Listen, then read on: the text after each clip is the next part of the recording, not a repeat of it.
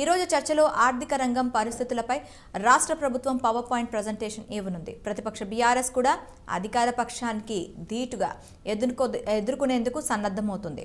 ఈ విషయంపై పార్టీ అధినేత కేసీఆర్తో ఎమ్మెల్యేలు కేటీఆర్, హరీష్ రావు భేటీ అయినట్లు తెలిసింది.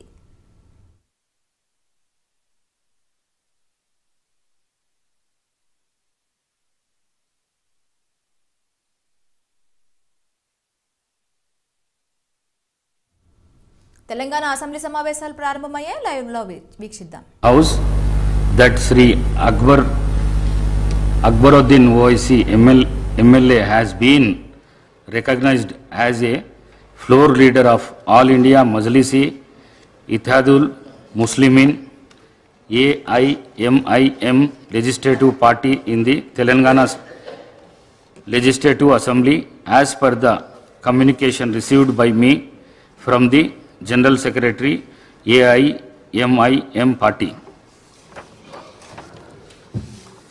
I am to announce to the House that Sri Kunamaneni Sambashivarav MLA has been nominated as leader of Legislative Party of Communist Party of India in the Telangana Legislative Assembly as per the communication received by me from the State Secretary CPI.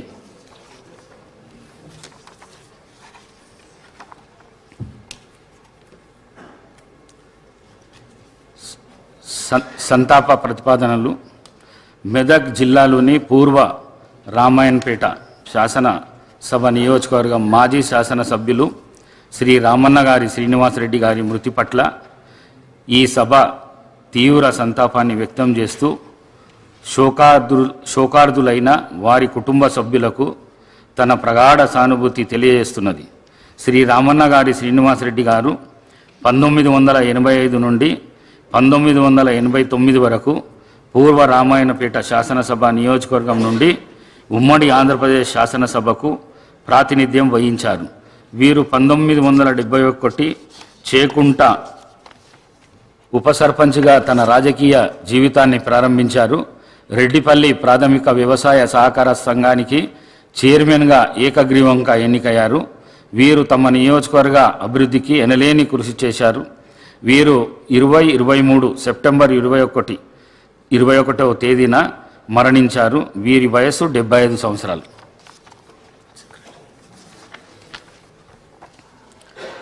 Vikarabad జిల్లాలోని పరిగి శాసనసభ నియోజకవర్గం మాజీ సభ్యులు శ్రీ కుప్పుల హరీశ్వర్ రెడ్డి గారి మృతి పట్ల ఈ సభ తీవ్ర సంతాపాన్ని వ్యక్తం చేస్తూ శోకార్దులైన వారి కుటుంబ సభ్యులకు తన ప్రగాఢ సానుభూతిని తెలియజేస్తున్నది. శ్రీ కొప్పుల హరీశ్వర్ రెడ్డి గారు 1985 నుండి 1989 వరకు, 1994 నుండి 1999 వరకు, 1999 నుండి 2003 వరకు, 2004 నుండి 2009 వరకు మరియు 2009 నుండి 2014 వరకు పరిగి శాసనసభ నియోజకవర్గం నుండి ఉమ్మడి ఆంధ్రప్రదేశ్ శాసనసభకు ప్రాతినిధ్యం వహించారు. శ్రీ కొప్పుల హరీశ్వర్ రెడ్డి గారు 1972 నుండి 1977 వరకు పరిగి ఉప సర్పంచ్గా, 1977 నుండి 83 వరకు సర్పంచ్గా పనిచేశారు. వీరు 1986 నుండి 1988 వరకు ఆగ్రో ఇండస్ట్రీస్ కార్పొరేషన్ చైర్మన్గా, 1988 నుండి 1989 వరకు తిరుమల తిరుపతి దేవస్థానం బోర్డు సభ్యుడిగా పనిచేశారు. 1994 నుండి 1999 వరకు రాష్ట్ర ఆర్థిక సంస్థ అధ్యక్షుడిగా, 2001 నుండి డిసెంబర్ 31 నుండి 2003 నవంబర్ 14 వరకు ఆంధ్రప్రదేశ్ శాసనసభ డిప్యూటీ స్పీకర్గా బాధ్యతలు నిర్వహించారు. వీరు నిత్యం ప్రజల్లో ఉంటూ తమ నియోజకవర్గ అభివృద్ధికి ఎనలేని కృషి చేశారు. వీరు 2023 సెప్టెంబర్ 22వ తేదీన మరణించారు. వీరి వయస్సు 78 సంవత్సరాలు. భద్రాద్రి కొత్తగూడెం జిల్లాలోని భద్రాచలం శాసనసభ నియోజకవర్గం మాజీ శాసనసభ్యురాలు శ్రీమతి కుంజా సత్యవతి గారి మృతి పట్ల ఈ సభ తీవ్ర సంతాపాన్ని వ్యక్తం చేస్తూ శోకార్దులైన వారి కుటుంబ సభ్యులకు తన ప్రగాఢ సానుభూతిని తెలియజేస్తున్నది. శ్రీమతి కుంజా సత్యవతి గారు 2009 నుండి 2014 వరకు భద్రాచలం శాసనసభ నియోజకవర్గం నుండి ఉమ్మడి ఆంధ్రప్రదేశ్ శాసనసభకు ప్రాతినిధ్యం వహించారు. వీరు 1988 నుండి 1994 వరకు ఐద్వా భద్రాచలం డివిజన్ సెక్రటరీగా, 1994 నుండి 2000 వరకు రాష్ట్ర జాయింట్ సెక్రటరీగా, 2000 నుండి 2005 వరకు భద్రాచలం ఎంపీపీగా, 2006 నుండి 2008 వరకు ఐద్వా సెంట్రల్ కమిటీ మెంబర్గా పనిచేశారు. వీరు తమ నియోజకవర్గ అభివృద్ధికి ఎనలేని కృషి చేశారు. వీరు 2023 అక్టోబర్ 16వ తేదీన మరణించారు. వీరి వయస్సు 52 సంవత్సరాలు.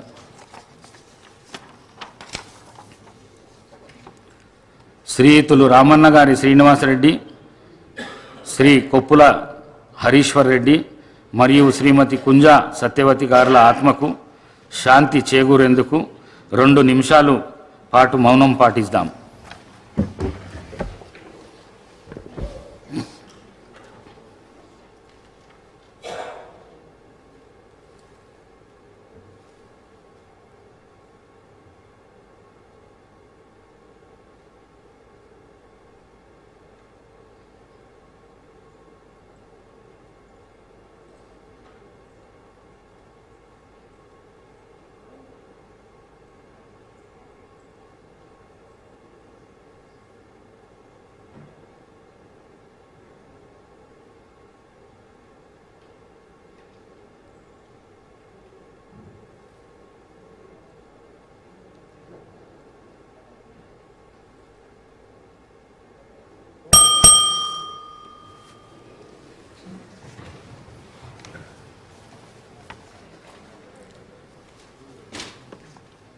సభ్యులకు ఒక విజ్ఞప్తి.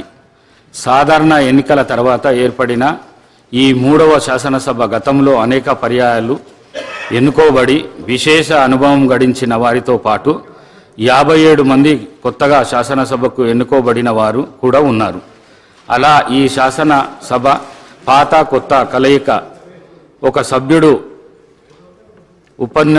ఉపన్యాసించేటప్పుడు ఇతర సభ్యులు వారికి ఆటంకం కలిగించకుండా, వ్యాఖ్యానాలు రన్నింగ్ కామెంటరీలు చేయకుండా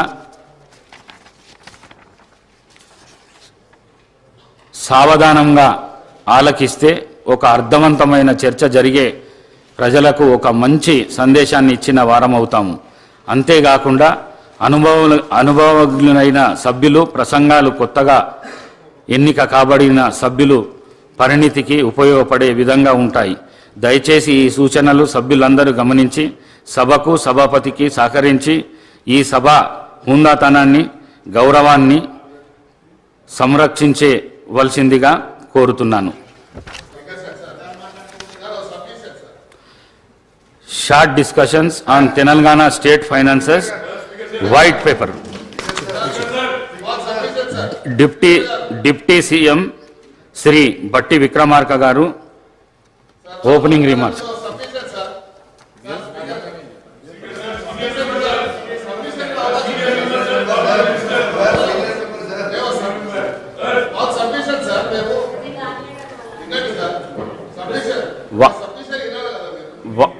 వారు మాట్లాడిన తర్వాత మీరు మాట్లాడచ్చు, దానికి ఏం అభ్యంతరం లేదు. డిప్యూటీ సీఎం గారు. సార్ ఫైనాన్స్ నాగేందర్ గారికి ఇవ్వంటే అయిపోతుంది. ఏం నాగేందర్ గారు మాట్లాడుతా అంటే నాగేందర్ గారు ఏదో సబ్మిషన్ చేస్తారంటే చేయమని చెప్పండి. నాగేందర్ గారు. ధన్యవాదాలు సార్.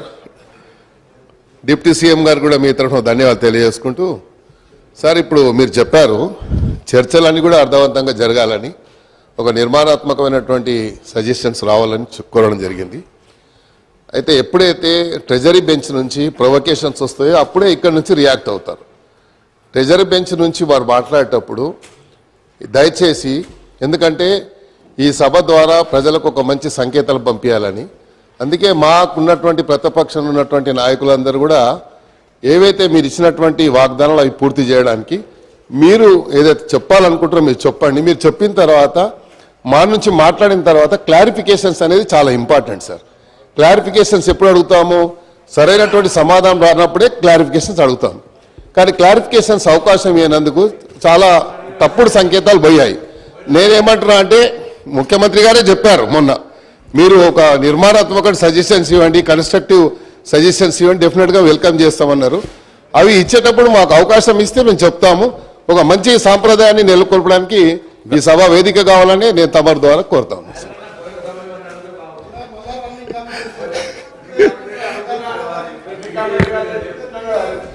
డిప్యూటీ సీఎం అధ్యక్ష,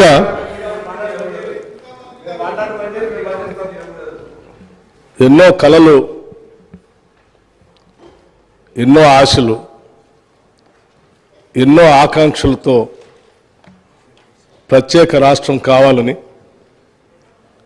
ఈ ప్రత్యేక తెలంగాణ రాష్ట్రంలో ఉన్నటువంటి ప్రజల జీవితాలన్నీ కూడా మార్పు చెందాలని, నిధులు, నీళ్లు, నియామకాలు ఆత్మగౌరవంతో కూడినటువంటి తెలంగాణ రాష్ట్రం ఏర్పడాలని, అందులో అందరూ అభివృద్ధి చెందాలనేటువంటి ఆశతో తెచ్చుకున్న తెలంగాణ రాష్ట్రం ఒక దశాబ్ద కాలం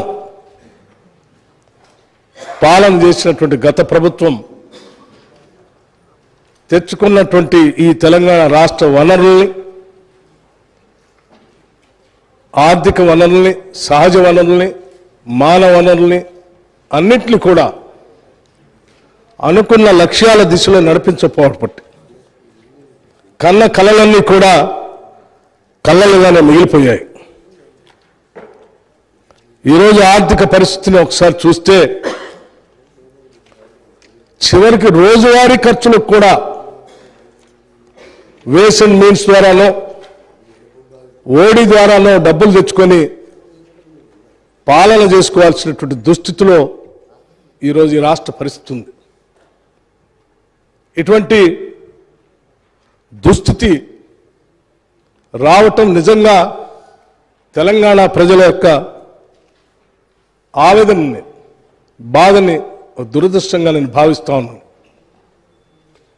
అందుకే ఈ దశాబ్ద కాలంలో జరిగినటువంటి ఆర్థిక అరాచకత్వాన్ని, జరిగినటువంటి తప్పిదాలని రాష్ట్ర ప్రజలందరికీ తెలియపరచవలసినటువంటి బాధ్యత, అవసరం. ఈ తెలంగాణ ప్రజల కలలు, ఆశలు, కోరికలు తీర్చాలన్నటువంటి ఆలోచనతో, లక్ష్యంతో తెలంగాణ ఇచ్చినటువంటి కాంగ్రెస్ పార్టీగా మా అందరి ముందు ఉన్నటువంటి బాధ్యతగా మేము భావిస్తూ ఉన్నాం. అందుకోసమే ఈ రాష్ట్ర ప్రజల ఆకాంక్షలను, కోరికల్ని నెరవేర్చడం కోసం ఈరోజు రాష్ట్రంలో ఉన్నటువంటి ఆర్థిక పరిస్థితి ఏంటి, ఇక్కడి నుంచి మనం మొదలు పెడితే మన భవిష్యత్తుని నిర్మాణం చేసుకోవటం కోసం ఏ రకంగా అడుగులు వేయాలి, ఏ రకమైనటువంటి ఆలోచనలు చేసుకోవాలి అని ఈ పవిత్రమైనటువంటి శాసనసభలో వాస్తవ పరిస్థితులన్నింటినీ ఈ సభ దృష్టికి, సభ ద్వారా రాష్ట్ర ప్రజలకు కూడా తెలియజెప్పి ఇక్కడ నుంచి కొత్త జీవితాన్ని, మార్పును కోరుకుంటూ ఒక అద్భుతమైనటువంటి ప్రజలు ఇచ్చినటువంటి తీర్పుకి సహేతుకమైనటువంటి పాలన అందించాలన్నటువంటి ఆలోచనతోనే ఈరోజు ఈ శ్వేతపత్రాన్ని, రాష్ట్ర ఆర్థిక పరిస్థితులపైన ఉన్నటువంటి మొత్తం విషయాల్ని కూలంకషంగా శ్వేతపత్రం రూపేణ ఈ సభలో ప్రవేశపెడుతూ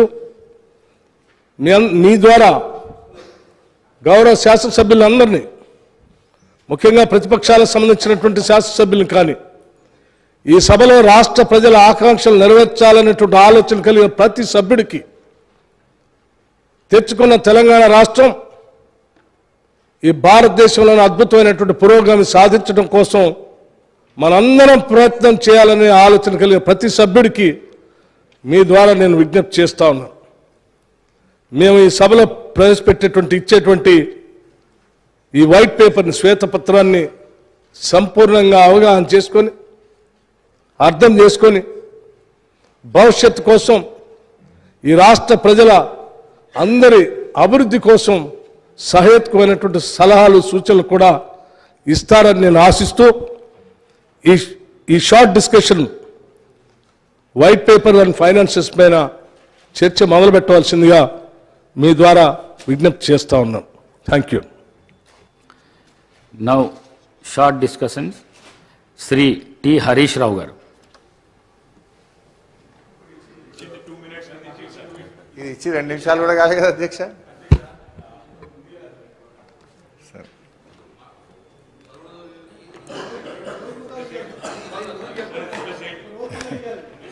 అధ్యక్ష, ఇప్పుడు గౌరవ ఉప ముఖ్యమంత్రి గారు బట్టి విక్రమార్క గారు 42 పేజీల బుక్ను మాకు ఇచ్చి 4 నిమిషాలు కాలేదు. కనీసం ఇది మేము చదవకుండానే ఈరోజు మమ్మల్ని మాట్లాడమంటున్నటువంటి పరిస్థితి. నిన్నటి నుంచి నేను మన అసెంబ్లీ సెక్రటరీ గారిని, మీ ఆ కార్యాలయాన్ని కూడా ఈ సభలో నోటు మీరు ముందుగా ఇవ్వండి, అట్లీస్ట్ సభ్యులు ప్రిపేర్ అయ్యి రావడానికి ఉంటుందని చెప్తే ఈ నోటు ఈరోజు సభలో వారు లేచి మాట్లాడడం స్టార్ట్ అయిన తర్వాత మా చేతిలో పెట్టినారు. Then how a member can speak on this అధ్యక్ష? భవిష్యత్తులోనైనా నేను మీతో కోరేది ఒకటే, అట్లీస్ట్ ప్రభుత్వం టేబుల్ మీద పెట్టేటువంటి పేపర్ను ముందు రోజు సభ్యులకు ఇచ్చినట్టయితే సభ్యులు ప్రిపేర్ అయ్యి రావడానికి ఉంటుంది. రెండవది అధ్యక్ష, మీతో ఒక సబ్మిషన్. మీరు ఈరోజు కూడా కొత్త సభ్యులు 57 మంది ఉన్నారు, వాళ్ళు కూడా చక్కగా నేర్చుకోవాలి, సహకరించాలన్నారు. తప్పకుండా మేము సహకరిస్తాం. కానీ మీరు కూడా దయచేసి సభ్యుల హక్కులను కూడా కాపాడాలి. ప్రొటెస్ట్ అనేది మెంబర్స్ యొక్క right.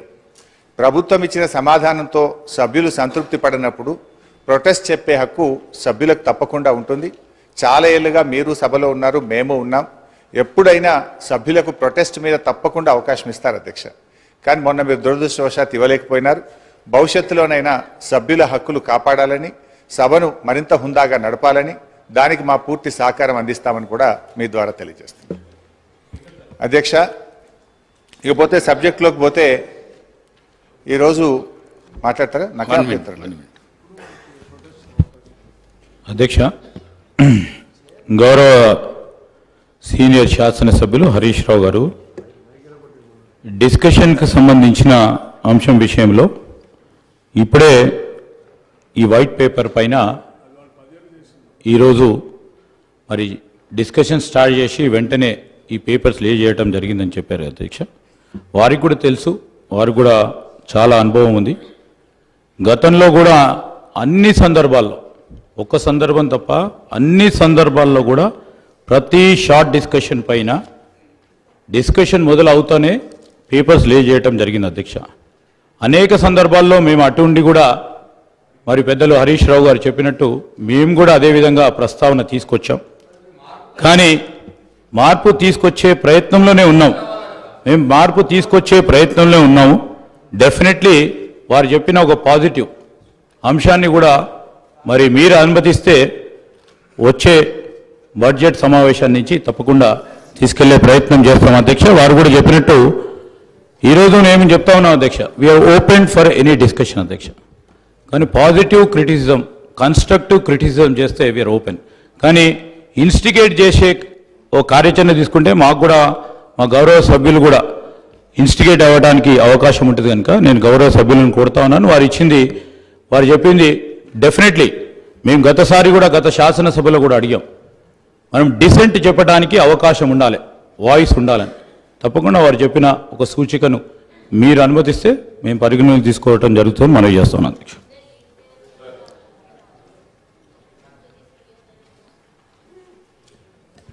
Honorable Speaker, sir. Sir, I thank you very much for giving me the opportunity, sir. Sir, I would like to make a small request. I know what Honorable Legislative Affairs Minister Saab has just mentioned about laying of a statement by the government for the short discussion. But as we all know that this is a very important subject, and we have to read so many pages, sir. It's almost some 40 pages of book. So through you, I just want to make one request, because we can have a fruitful discussion, we can have a good discussion, and we can also come up with good suggestions as a constructive opposition. If you could